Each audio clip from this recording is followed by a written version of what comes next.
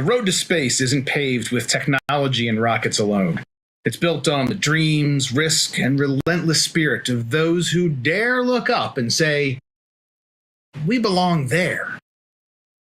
For over 30 years, the Space Frontier Foundation has been a home for these visionary, radical, action-oriented individuals. Hear their stories, learn how space was shaped, and revel in the revolution of commercial space pioneers. Welcome once again to our series about commercial space pioneers, and it is my pleasure today to be talking with the one and only Jess Sponable. I have had the pleasure of working for Jess, but even though I spent a lot of time trying to make sure he and his team were happy with the work that I was doing, there's a lot about Jess's background and history that I didn't know and still don't know. So we're going to get into that today, and thanks, Jess, for being here. Really appreciate it. There have been a number of people that have mentioned this program called the DCX, sometimes Delta Clipper, sometimes DCXA. Let's start with the end, and then we're going to go all the way back into the beginning. What's the short summary of what DCX was and what its impact has been? So DCX was a test vehicle, a vertical takeoff and landing, rocket powered, 4 very complex LOX hydrogen engines, and it took off and landed vertically. It did the rotation maneuver that you saw SpaceX do so dramatically in recent years in 1996 or 5, long time ago. And so this was a rocket that landed just like in the sci-fi things, right? Yeah, it was in the news big time back in the mid-90s. We flew it from 1993 to 1996. And it was a real challenge keeping money flowing to it.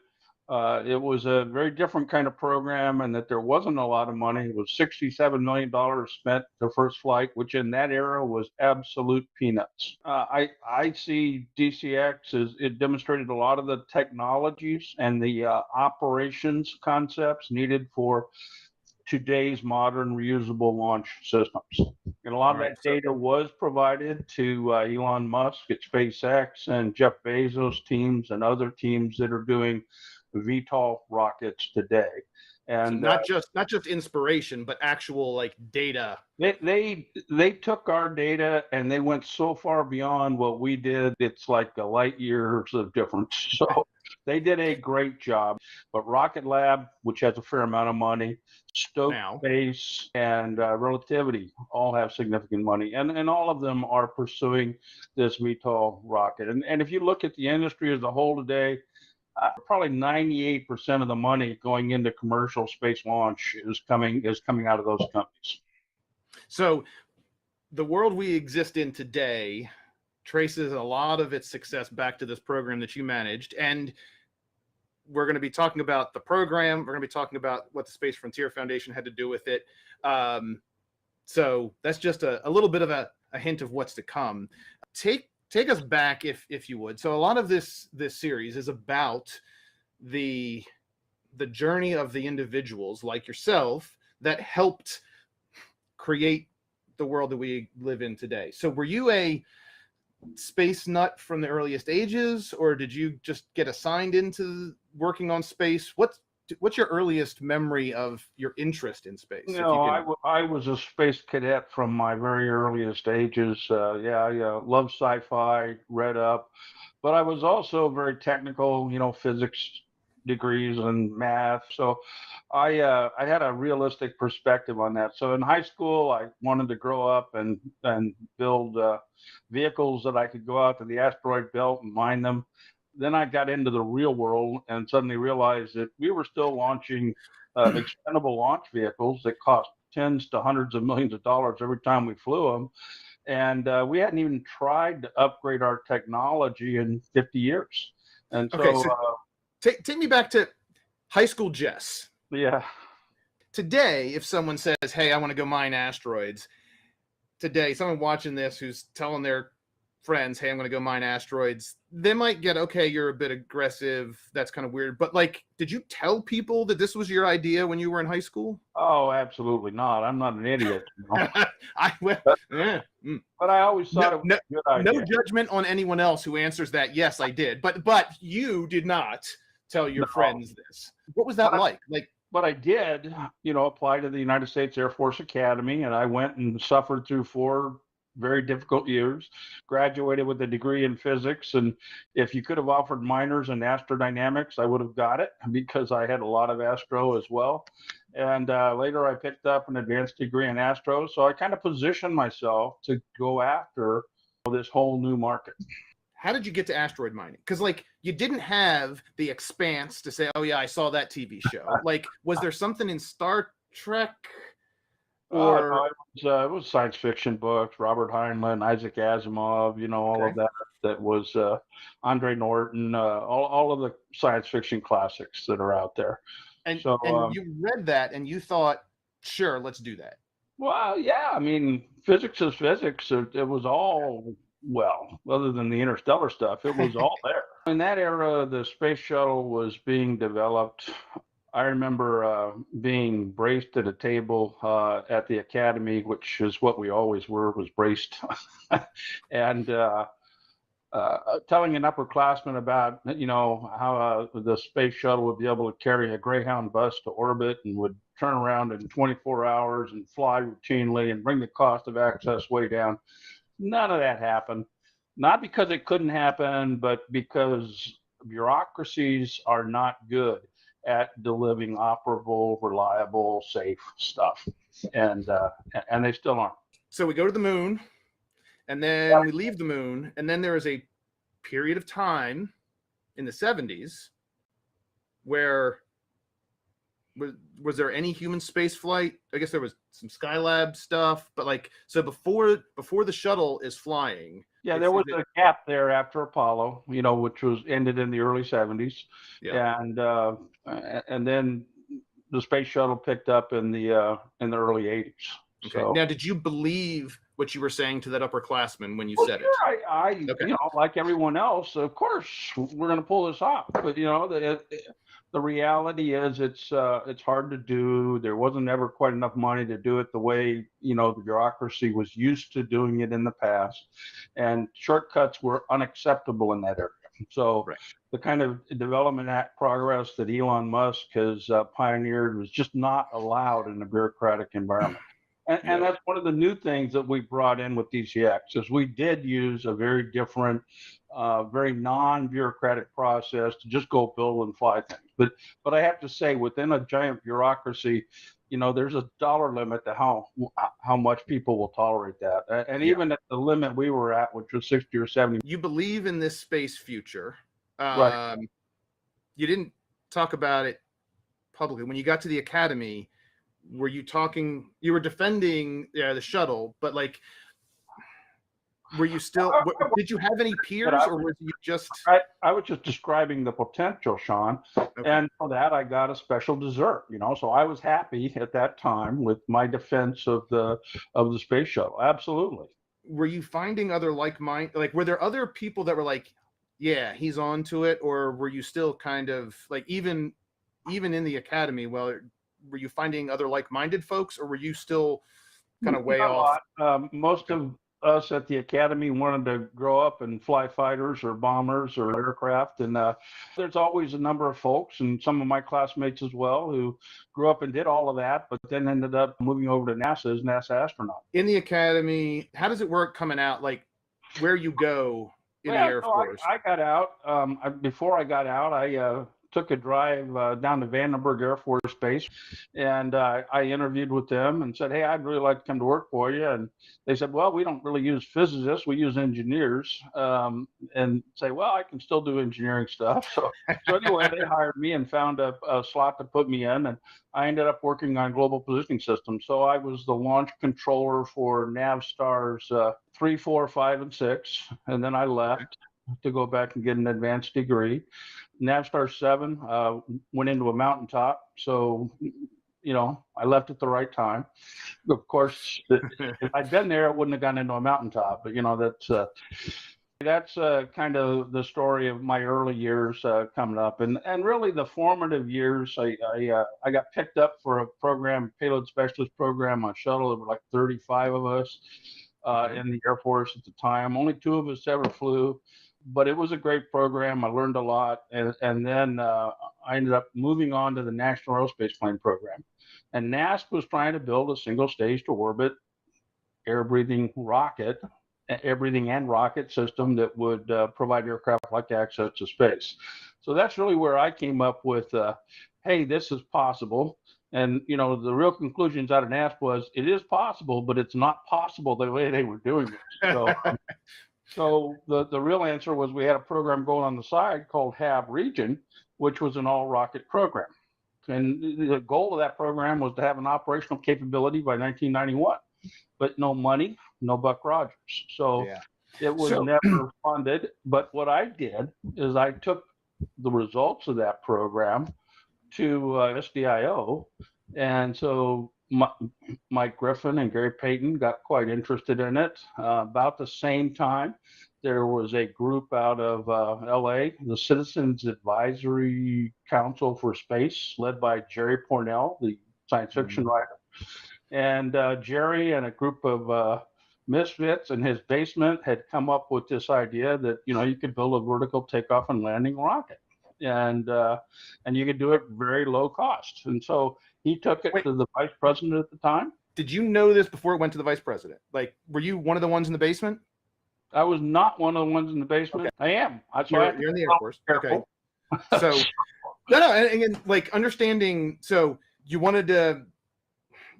saw the value of space. You get to work on GPS, which is awesome.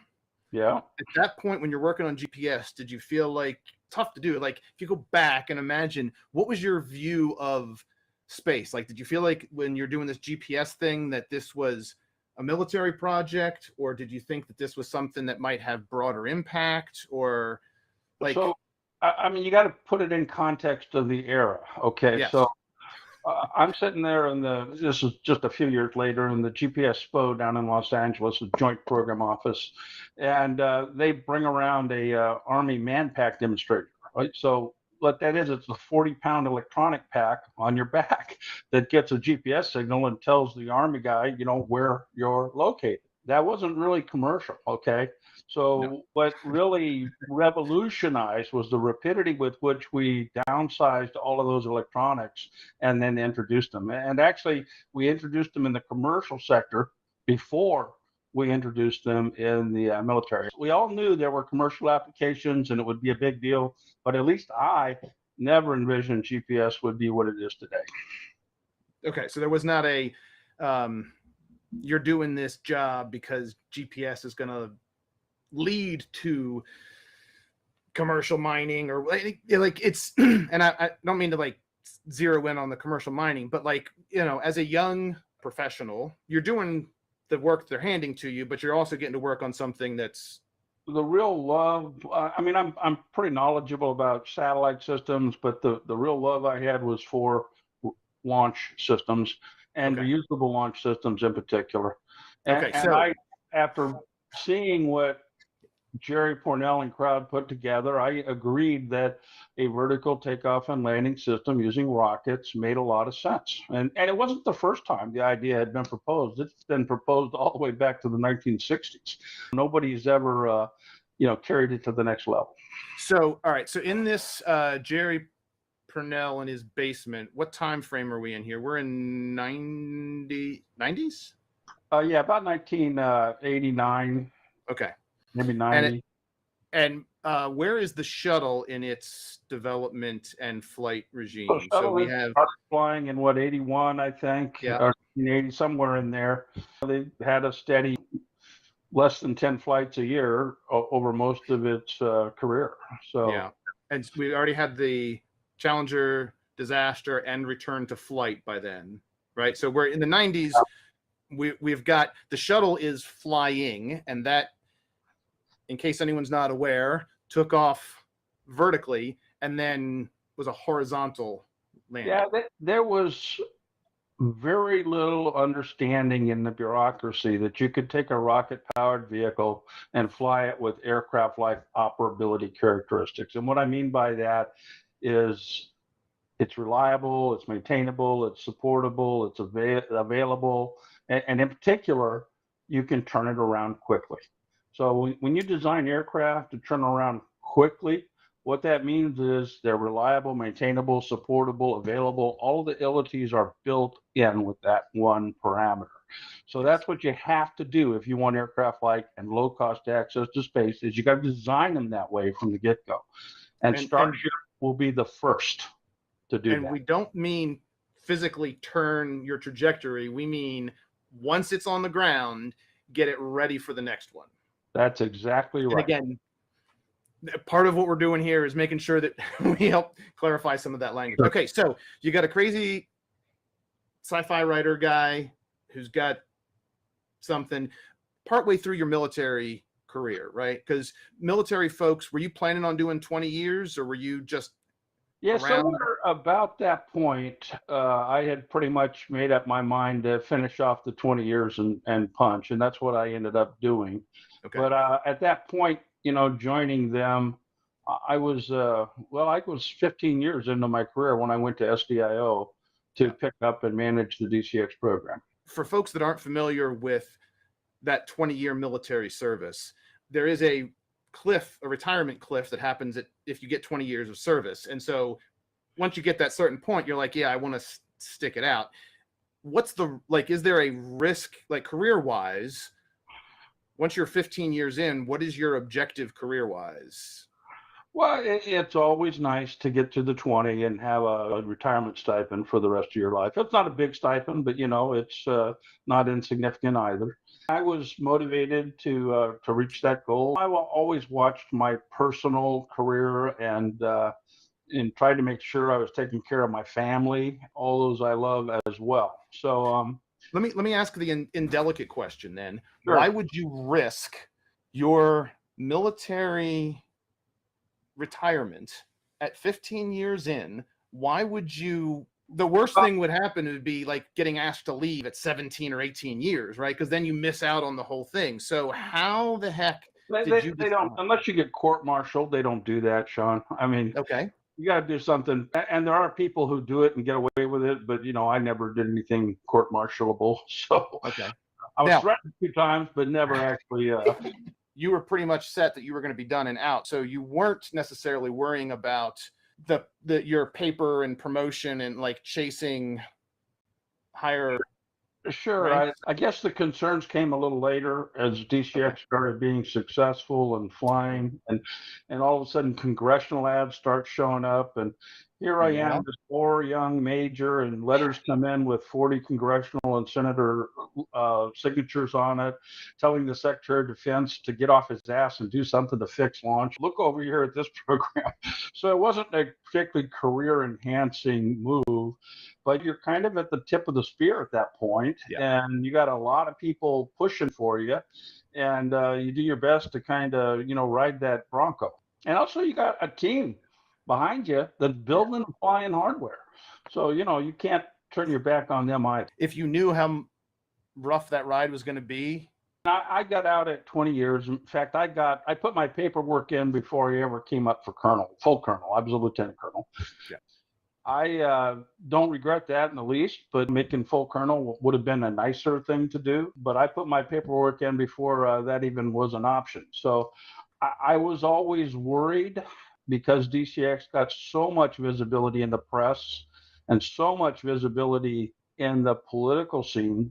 And because we were getting these massive congressional ads telling the DOD to get their act together, I was always kind of concerned that this is going to backfire on me at some point. And I really did not want to be a Billy Mitchell that left the service involuntarily. I don't know Billy Mitchell. So Billy Mitchell was the guy in the 1930s who was a brigadier general in the Army Air Corps who said, we don't need battleships anymore. We can sink them with airplanes.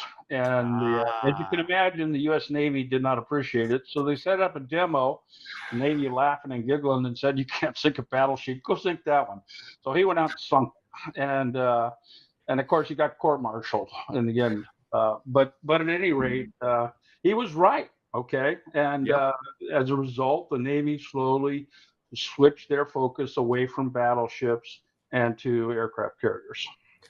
All right. So, and this is, I think, this is an important thing because I'm not prior service, but the people that are serving the country may not always have the ability to like take on some risky things. But that's good that you were aware and you were concerned. So that's like, know that it might have some implication. I love my Air Force career. I got every assignment I ever asked for, and I worked every one of them with general officers in advance, and people liked me, and I got along fine with everyone. But politics makes for strange bedfellows, and you do have to be careful. Yeah, amen. All right, so I keep going back to the basement. What else? So in your your military career up until this point, when you were you stationed at Vandenberg for a while? Okay. That was my first assignment. Okay, so what else? You were focused on the launch aspect of the GPS. Right. So everyone else is paying attention to the GPS. You're looking at the launch going, hey, that needs to be fixed. What else was going on in the space community? And I know there were a lot of different grassroots organizations and things like that. Were you aware of them? Were they? Right. I was aware of the L5 Society, which later became the National Space Society, and I was a member, in fact. Okay. And I was aware of, the Department of Energy and NASA studies on solar powered satellites, and I, read up on them and tried to keep myself current. But mainly, I was an Air Force officer pursuing, the launch program.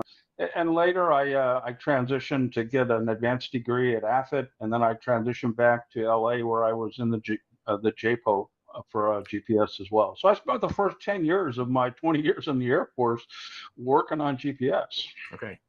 AFIT and JPO? A Joint Program Office for the deployment of the Global Positioning System in the Air Force Institute of Technology. There you go. Okay. We have a lot of acronyms. All right. So I think we've gotten a pretty good idea of like what leads to this idea, this DCX idea. When you hear about this advocacy work that's going on, what was at that point you were working on what was the program that was before DCX? That was the National Aerospace Plane Program. Okay. The idea was that you could take off horizontally with a low-speed cycle, and then transition to a ramjet, transition to a scramjet, and eventually go to a rocket and get all the way to orbit with a very small vehicle. Turns out the physics don't support it.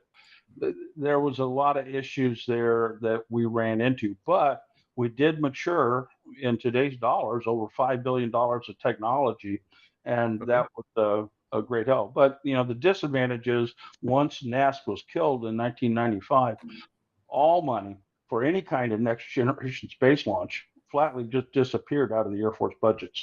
So was that because the program wasn't successful, or? There's a number of reasons, but a lot of our a lot of the innovation in the Air Force was in the Strategic Air Command. The Strategic Air Command, which was behind all this next generation global reach space planes, was the primary command and the 800-pound gorilla that wanted to go do this. And we killed the Strategic Air Command in 1992 or 3. And when we dissolved that command, basically the fighter pilots took over. Would you attribute that to be one of the kernels of separation of an Air Force and a Space Force? No, I'm not sure. That came really later. Okay.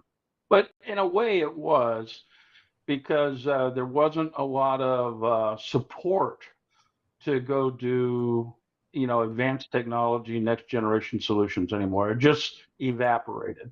And so basically it was first generation fighter, second generation, and we're up to sixth generation fighter. And those fighters, we can pound the shit out of Mexico and Canada, but anywhere else in the world, we have to be invited in to fight. So, it's not a good 21st century solution. Yeah. Okay. So you hear about this thing. What can you tell us about?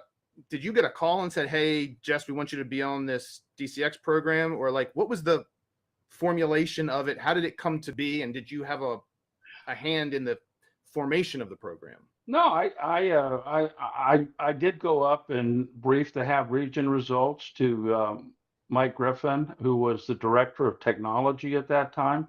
Okay. And Have Region was that was the rocket program that was right.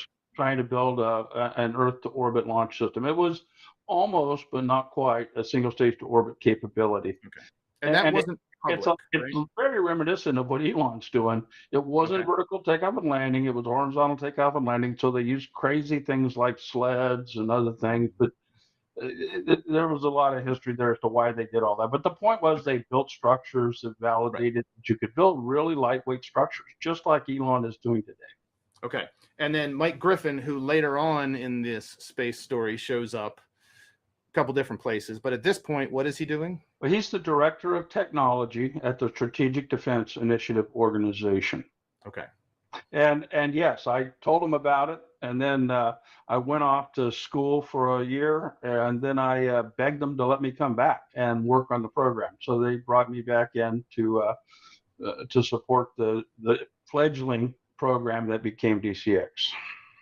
So did Jerry's bunch of sci-fi hoodlums, yes, hoodlums, like, how did they manage? Did they get DCX Planet? Like, how did the DCX? They put together a concept called Spaceship Experimental, kind of put it out there in a white paper, and the Aerospace Corporation, I was at the NASA program at the time, the Aerospace Corporation took a look at it, said, it's just somewhat credible, you could potentially do this.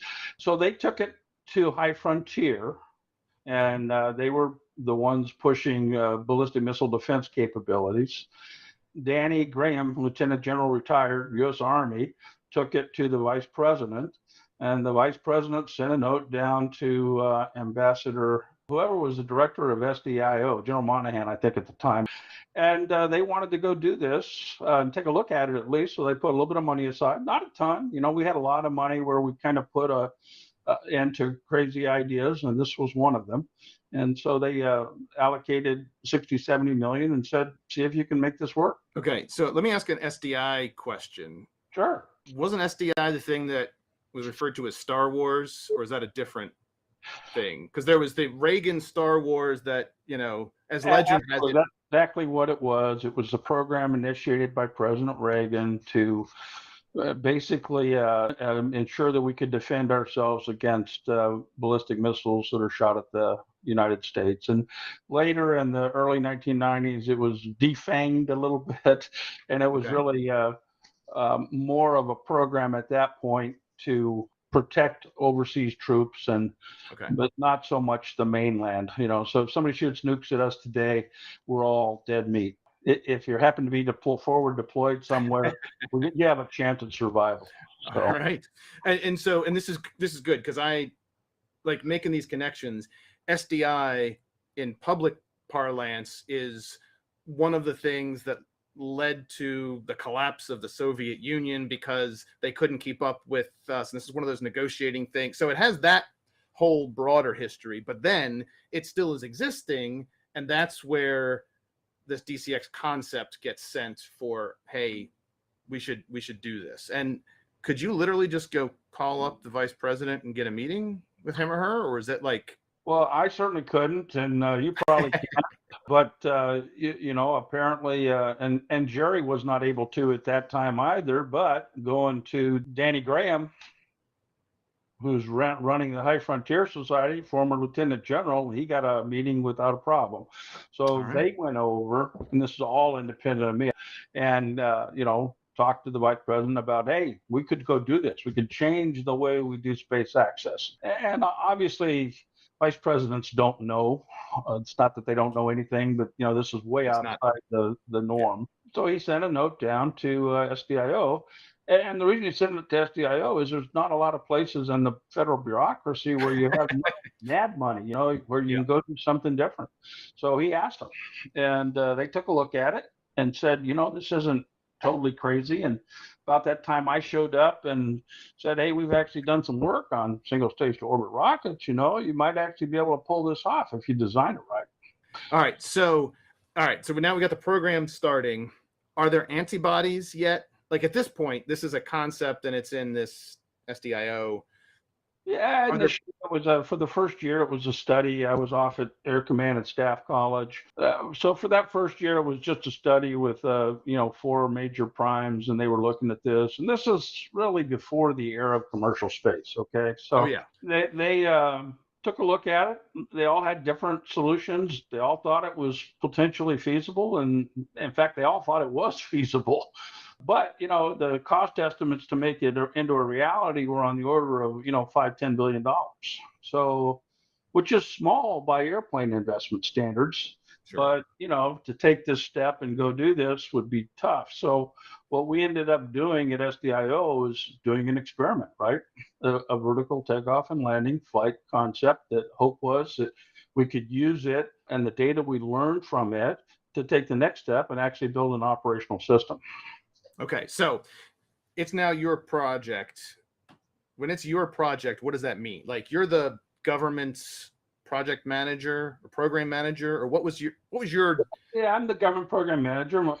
At that point, your job, if you're doing it right, is to make sure industry has money on schedule and time. Also to make sure that they deliver on schedule and time, and to monitor the program. So when I got there in early '91, I sat in on the source selection, and we picked the McDonnell Douglas team to go build the DCX. And when we told everyone else, we love your ideas, but we're not going to fund you right now. And that, just to clarify, that was they had already made the decision to go with the scaled down version to do it like experimental. Absolutely. Yeah, there was no option. There wasn't enough money in the budget. And today it might be different perspective, but in that era, there's nobody believed that we could build a reusable flight system of any kind for the kind of money we were talking about. And do you think the proposals that you got, were they aspirational? Like, no, they were pretty credible. I mean, with real hard data out of Hav region for most of them saying they could go do this. So Boeing came in with their sled launched RAS-V, which they'd been pushing for over a decade, and McDonnell Douglas came in with their vertical takeoff and landing Delta Clipper. Rockwell came in with a more classic vertical takeoff, horizontal landing vehicle. And General Dynamics came in with a really novel configuration, which was a vertical takeoff and landing vehicle, but it entered base first. And it's a little like Stoke Space today. It's kind of where they're going. And that really has the potential to be a very, very lightweight solution. You've got a contractor on board. Your job is now to oversee, make sure that things are running and people have the money. What happens as you get into the program, and who else are you working with? Well, then the politics start rearing their heads, and all of a sudden somebody says, "You're trying to do single stage to orbit? Are you crazy? That's impossible." And I can't tell you the number of PhDs that insist that single stage to orbit is impossible. They have no clue. They never built any hardware. They don't know what's possible and not. And even Elon, if you look at his vehicles, they're single stage orbit capable with the right engine on them. He's got amazingly lightweight structures that he's built. Just amazing lightweight structures. Why is single stage to orbit such a hot topic? I mean, it couldn't be. I know.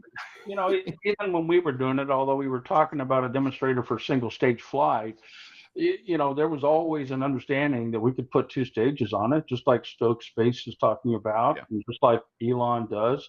It's easy to back off to 2 stages, and there's a lot of good reasons to do that. Lets you carry a much bigger payload, a more commercially useful payload.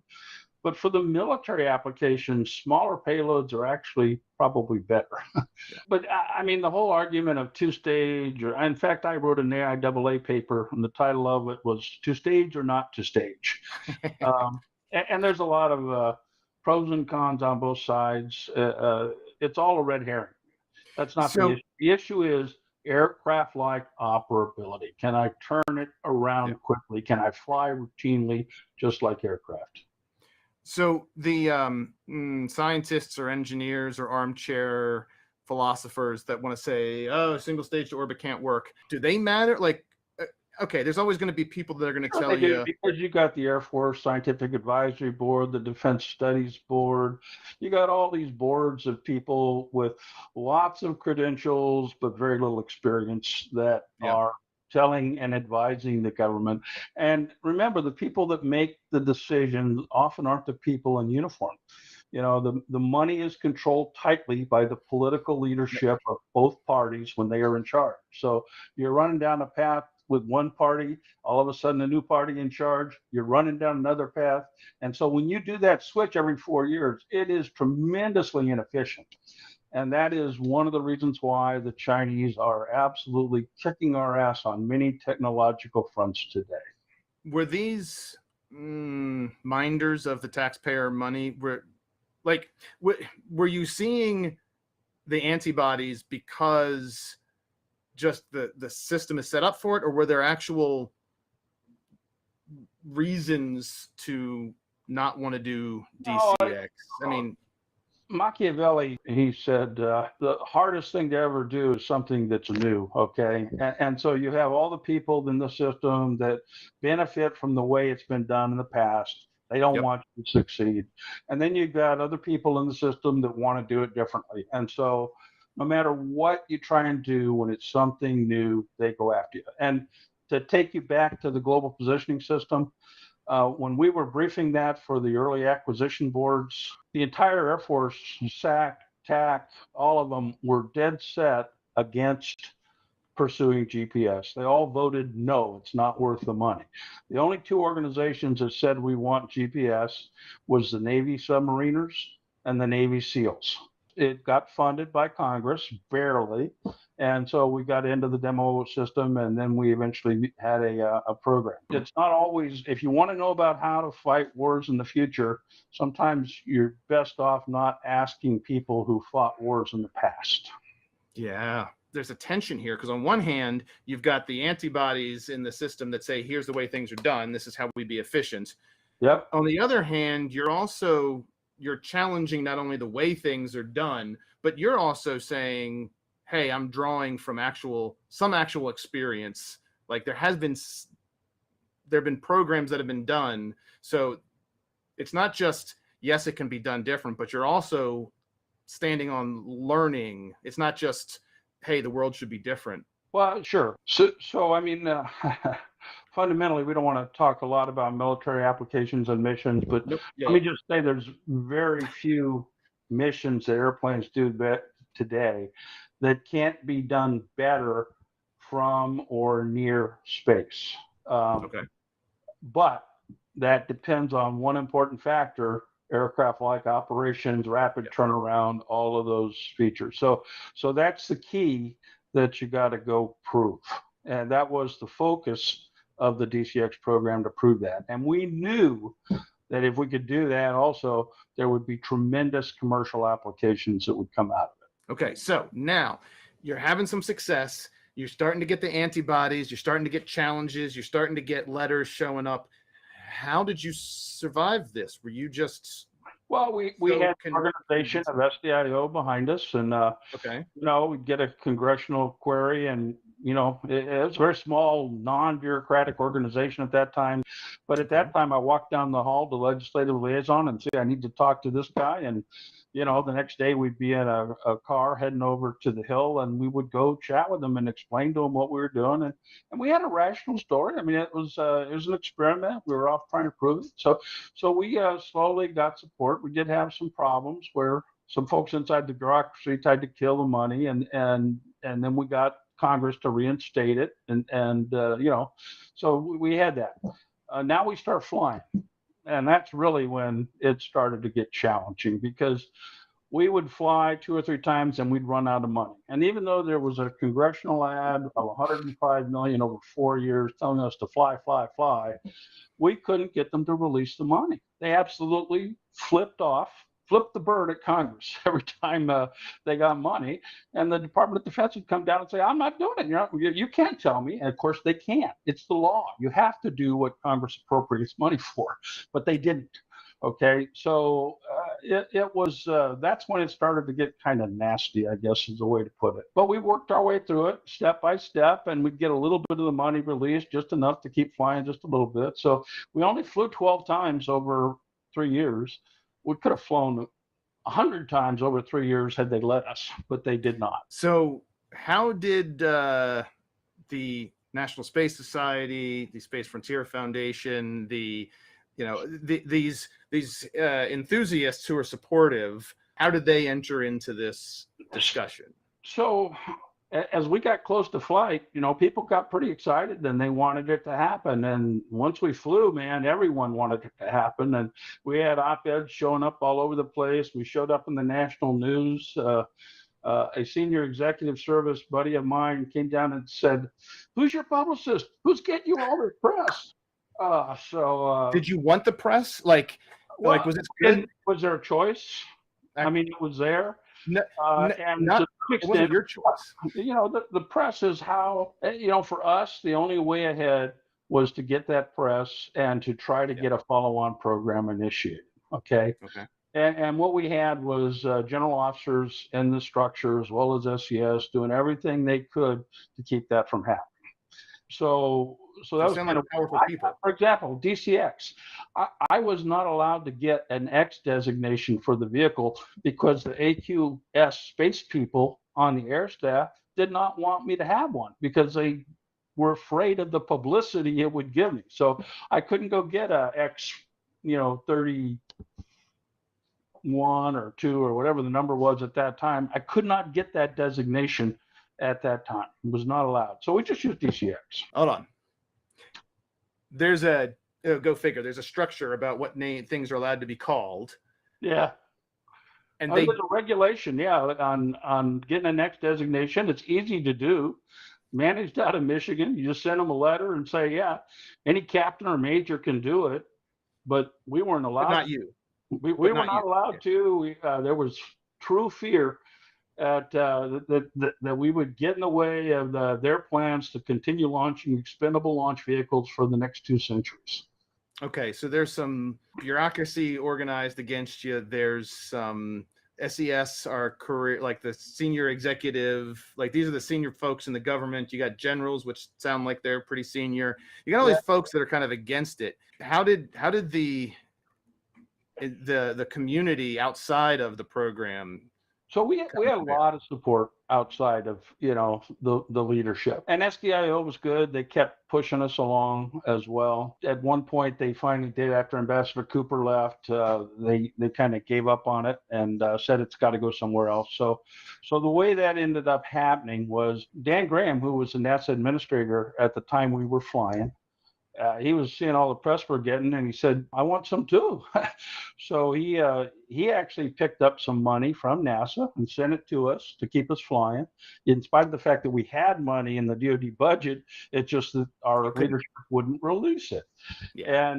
And so then about that time, that letter I told you about earlier with 40 signatures from congressmen and senators, Democrats and Republicans, it was a bipartisan issue, came in to the Secretary of Defense and said, "Hey, tell us how you're going to move ahead on space launch. You got this great successful program down here, and you're still launching Atlas and Delta launch vehicles from the 1950s. They set up the Space Launch Modernization Panel. They brought in Tom Moorman, a lieutenant general at the time, to run that study. We brought in NASA and the National Reconnaissance Office and a bunch of others. The conclusion was 100% political. Said, well, Dan Golden, you're interested in this, so we'll give reusables to NASA, and we'll go do a new Atlas and Delta that'll launch for the next 200 years. And so that Atlas and Delta was supposed to reduce costs by 50%. It actually increased costs by several 100%. So we had about a $600 million launch budget going into that. By the time we finished developing the evolved expendable launch vehicle program, our budget had gone up to $3 billion a year for launch. So we haven't done ourselves any favors by trying to use archaic technology to get to space. When people say, "Hey, how come things aren't better or didn't happen sooner?" This is why, and it's understandable, even if it's not admirable, or it's not the sort of thing that we would like. Well, you got to understand that people always assume that they're the best managers that ever lived. I mean, you can't tell them how to manage something because they already know. And unfortunately, space launch is the same way.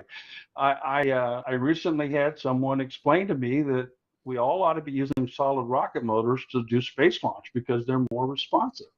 And I am just biting my tongue because there's no point in telling this guy who was a customer that this was not a very good idea, not just from the environmental impact, but from the impact of satellites and programs and everything else. People have preconceived notions of what's the right answer, and they tend to be biased that way. Unfortunately, yes. Yeah. So, all right. So we get through, DCX gets moved over to NASA. You fly some more.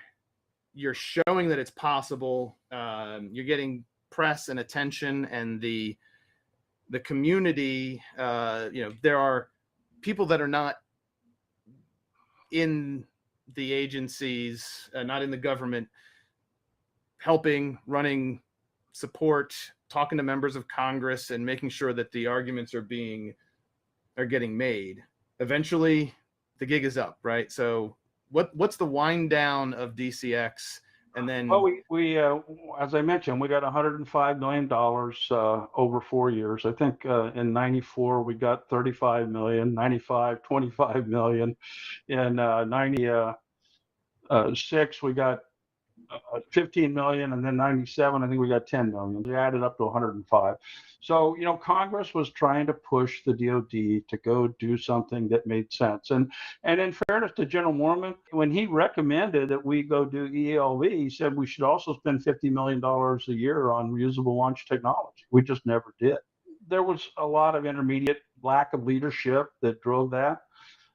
It should have happened. It was kind of a no-brainer, but maybe it's for the best, because what ultimately happened was the commercial sector has taken off, SpaceX, Blue Origin, and the rest of them, and they are rapidly moving down this path of reusable launch. But I do hope that we continue to incentivize and motivate those companies to continue building hardware and flying. was Elon there when you guys shut down and locked the door and you just tossed the keys to him? Or what was the... Oh, that was later. He started his SpaceX venture in, I think it was around 2001 or 2002, somewhere in there.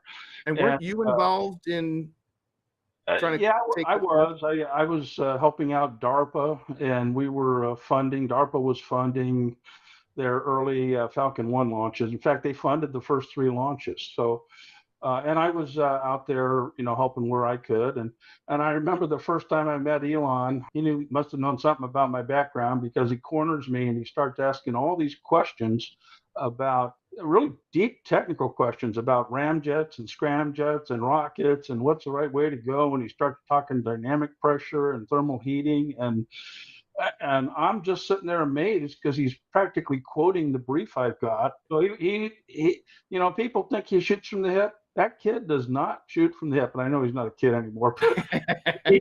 he does not shoot from the hip. He thinks these things through very carefully and very smartly. And you definitely want to keep Elon at the helm of SpaceX, along with Gwen. She does a great job. So they're all pursuing this next generation. And if you look at Starship, pretty close to what we were thinking of for Delta Clipper. It was takes off vertically, it re-enters nose first, it rotates and lands. So all of that. This has been phenomenal, and I have picked up some more of the pieces here as I am doing this sort of exploration.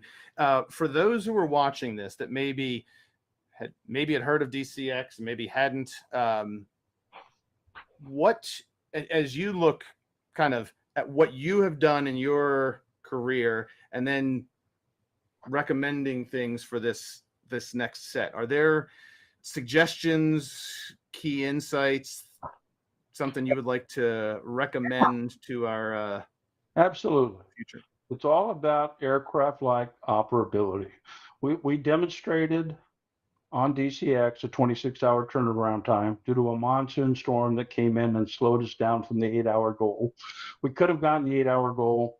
I had a great story. White Sands Missile Range calls me up after we had done the 26-hour turnaround and says, I got to call off Pete Conrad, Apollo 12 and Skylab commander, because he's inciting a rebellion down here. He wants to fly 3 times in the day. What do these guys think I'm going to do? I'm this poor lieutenant colonel on the air staff. I'm not about to call up the 3rd guy to walk on the moon and tell him not to, advocate launching 3 times in a day. Now, we never did it, but there was a money constraint, nothing else. But we absolutely could have done that. And there's no reason why you can't turn these vehicles around in a couple of hours. And there's no reason why you can't responsibly launch them in under an hour and potentially within minutes. And I got lots of stories on that as well. So the key, though, is for the next generation of entrepreneurs, focus on rapid turnaround, because aircraft are very, very expensive on a per flight basis if you don't fly them very often. Yeah. But if you fly them a lot, they're very, very cheap to fly. If someone is maybe not that entrepreneur themselves, but they still want to be supportive, is there value in the support that people can give that help, the people, the lieutenant colonel who is now maybe working on some new project, support worthwhile? It can be. It can be harmful too. So it just depends on the particular project. Okay. I would say, talk to those people and see what makes sense. Now, talk to them. Yeah. The reason DCX kind of took off is it had this tremendous commercial potential. Not just, it's kind of the epitome of the way Star Trek started. The Enterprise is the long-term goal to be able to do all kinds of crazy things in the future. But if you can't get to space, you can't do any of those things. You really have an advantage there. And I would encourage people to continue to push that advantage. The NASA COTS program has been phenomenal in terms of, I personally think we ought to jump on board with Elon and say, we're going to be on Mars in the next 6 years. And make it happen, okay? And if we have to spend a few $1 billion, so what? Go do it. And Mars is only one of many destinations. If you can get to Mars, you can get to the asteroid belt. If you get to Mars, you can get to anywhere in cislunar space. A lot of things that you can do. High school, you just showed up again. Way to bookend it. All right, we're finally getting to the point where this thing that I was thinking about is possible. Jess, and I know that we are leaving a huge chunk of your career and other things that you have done out of this conversation. But I really appreciate taking the time to talk about DCX and your journey, your personal journey, and how that contributed so much to this phenomenal world that exists today.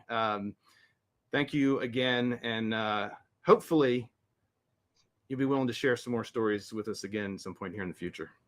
Anytime, Sean. I sure enjoyed it. Awesome.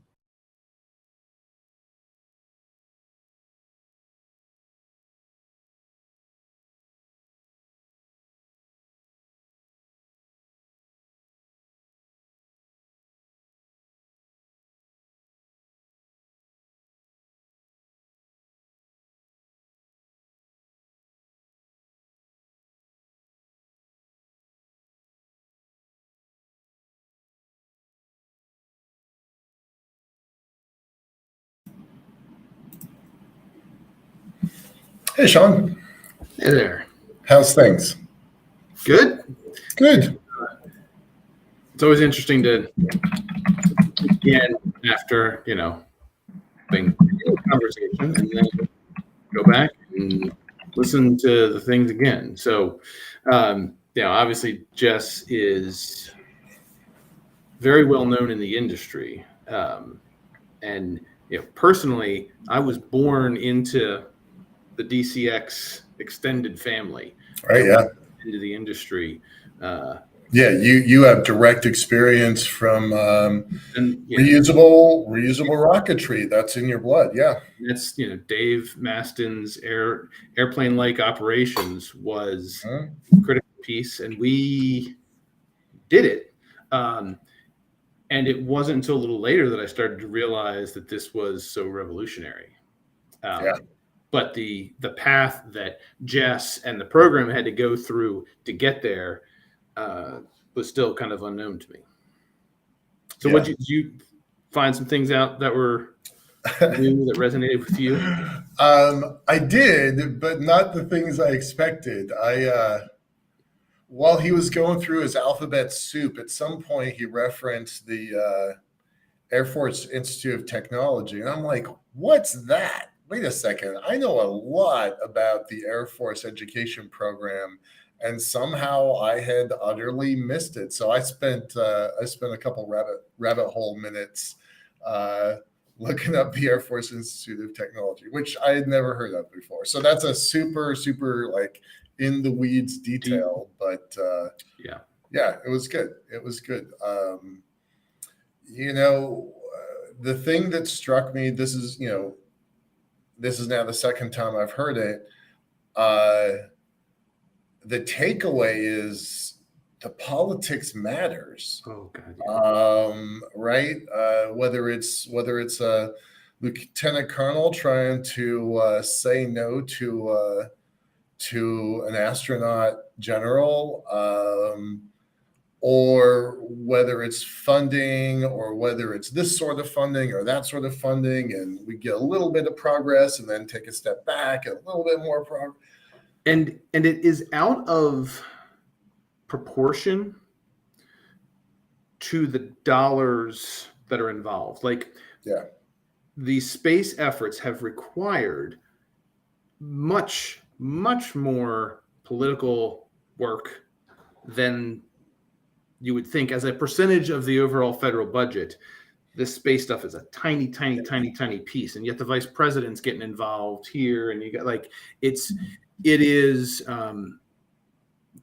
very notable the weight that these space efforts require. And it's not just to get dollars, it is also to get permission, to get top cover, and that political cost has definitely come down thanks to all of these efforts, but it has not come close to zero. No, but also remember, vice presidents are getting involved because the media is getting involved, that there's a larger story. I mean, a retired Air Force Colonel, Lieutenant Colonel Garrettson, refers to it as budget dust. Yeah. Right? It's so small in the scope of everything else. If all of NASA is 0.3% of the national expendable budget, 0.03. Sorry, 0.03. It would be great if it was 0.3. Yeah.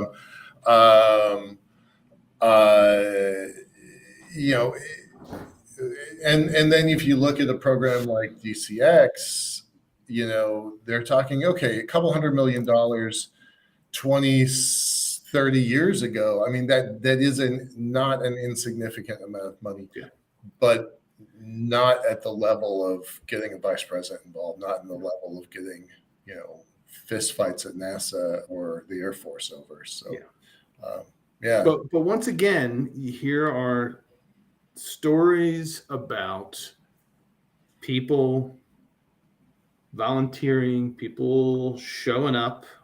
We've heard this DCX story from a couple of different perspectives already. This is obviously the straight down the middle one, but it's notable that this program in particular needed a lot of support from outside, from inside, from up and down and left and right.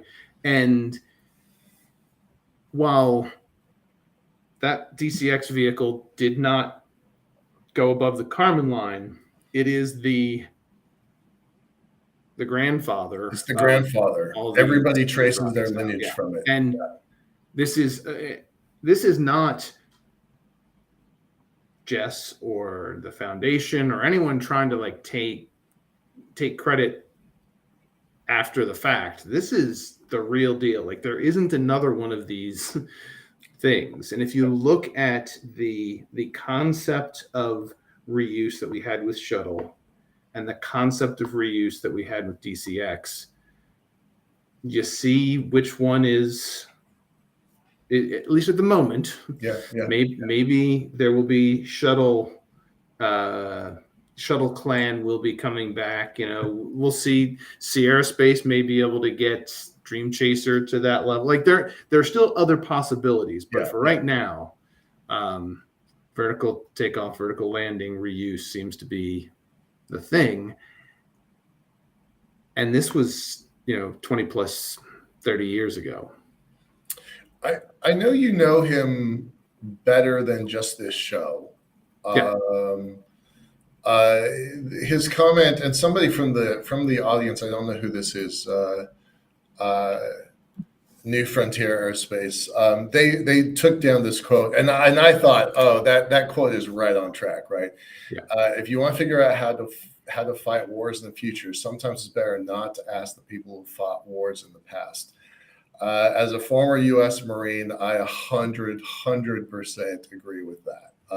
That's often that we're always fighting the last war is kind of and in this case, space is not war, but it is still a challenge. Mm-hmm. It's not a person versus person political challenge, but it is person versus nature, gravity as nature.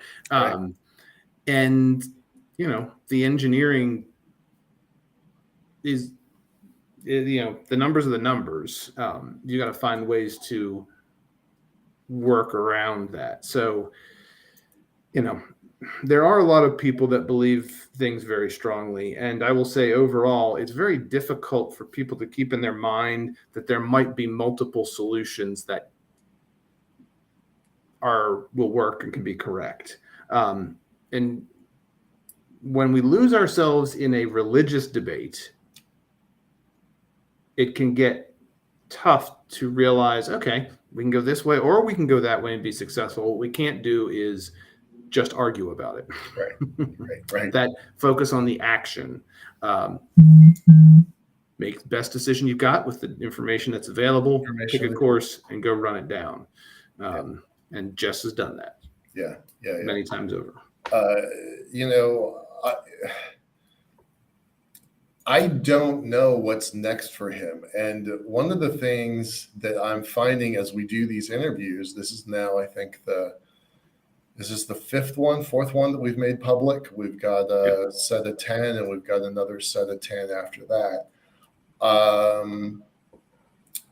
One of the things I keep thinking about as we close out the show is what's next, right? So I want to go chase these folks down and get the next piece of their story because we're really focusing on a very specific period of time in these pioneers interviews. And I was wondering afterwards, like, what's he doing these days? Like, I don't actually know the answer to that. I'm going to have to look that up. So I have some ideas of what he's doing now, but like, just because DCX was successful and then died doesn't mean that it's over. There are more iterations in the chain to come.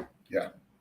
And more in the exploration of the 80s and 90s still to come as well. So, give us a commercial. What's coming up next for the Pioneers series, and what's coming up for the several more interviews that we've got still in this kind of first series that we've got to present and to share. And so coming up, there will be some stories about space stations.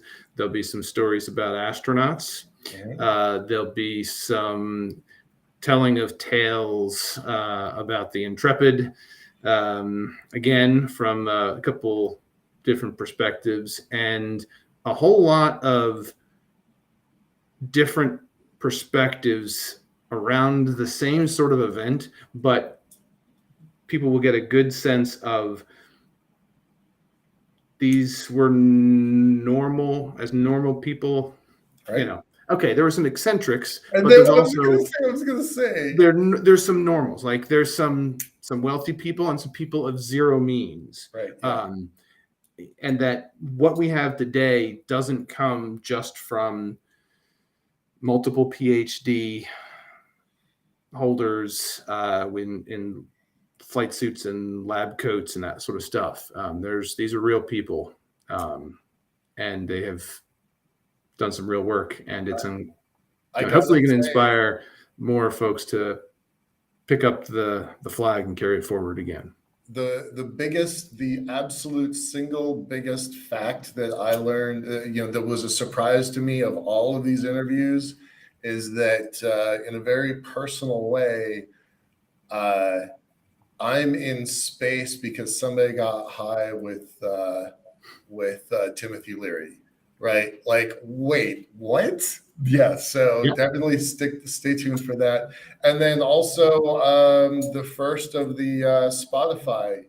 Yeah, so folks, thank you. If folks are watching and listening to this and like want to get it again while you're on your morning commute or your jog or whatever, we're taking this series now on to the audio podcast realm, so you can catch it on Spotify and Amazon Music and Apple Podcasts and wherever fine podcasts are stored and distributed. So we're spreading these out there as well. So if you miss something or you want to listen to it again, you can speed it up and slow it down or whatever works to kind of extract some more lessons out of these conversations. Right. Okay. And I'll see you next week. Next week. Thanks very much. All righty. Thanks. Have a good night. Bye-bye.